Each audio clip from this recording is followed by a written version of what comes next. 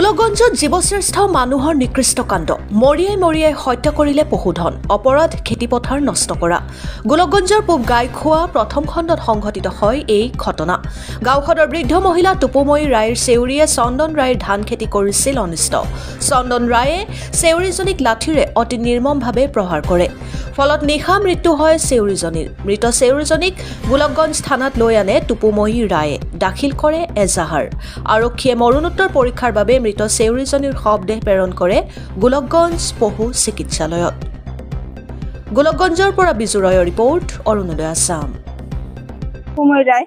ঘৰ কথা আপোনাৰ গাইখোৱা কি হৈছে ঘটনাটো এই গাড়ী গরু ছাগল নিয়ে কাজিয়ে গেছিল হয়ে থাকে আমাকে ডাঙব আসে মারিব আসে কাটিব আসে আর কালকে তুমি বাড়ি না হল গাইতে ওই চন্দন আমার গালা কাটে মাথা কাটে এইরকম করে মেলা দিন কাজিয়ে গেছিল হয় তা মুই তো কালকে যে মোহাম্মদ ধাম খালি বাড়ির মধ্যে এইরকম ঘটনা করে ফেলেছিল গরুকে ডাঙিয়ে মারি ফেলে অনেকক্ষণ পিটি নিয়ে বেড়াতে খেতা পতাড়ত মেলা মানুষে দেখছে রাতে গরু না হয়েছে মুই তো বাড়িও আসিব নোয়ারো মানে আপনি কি মানে চন্দনে মারিছে আমার গরু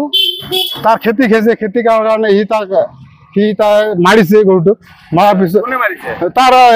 লড়াই মারিছে সূত্ৰৰ লড়া চন্দন রায় সি মারিছে মারার পিছত মই তো দেখা নাই ই খেদি আনিছে খেদি আনার পিছত মই দেখা পাইছো খেদি আনার পিছত যেতিয়া পথাৰত এৰি দিলে তাতে মই দেখলো তাই কলো গৰুটো খেতি খাইছে তহঁতৰ খেতি খাইছে বান্ধি থবি তহঁত মাৰিব নোৱাৰে না মাৰাৰ পিছত সন্ধিয়া যেতিয়া মই গৰু উলিয়াই ঘৰলৈ যোৱাৰ পৰ গৰু ভৰিখন বিচাৰি আছে ভৰি বিচাৰি থাকোঁতে মই গৰুটো দাঙি তুলিছো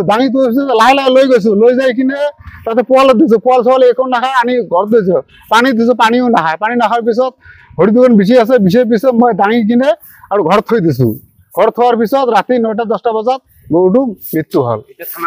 এতিয়া থানাত আছো থানাৰ আইন মানে আইন অৰ্জনে মই বাধ্য হৈছো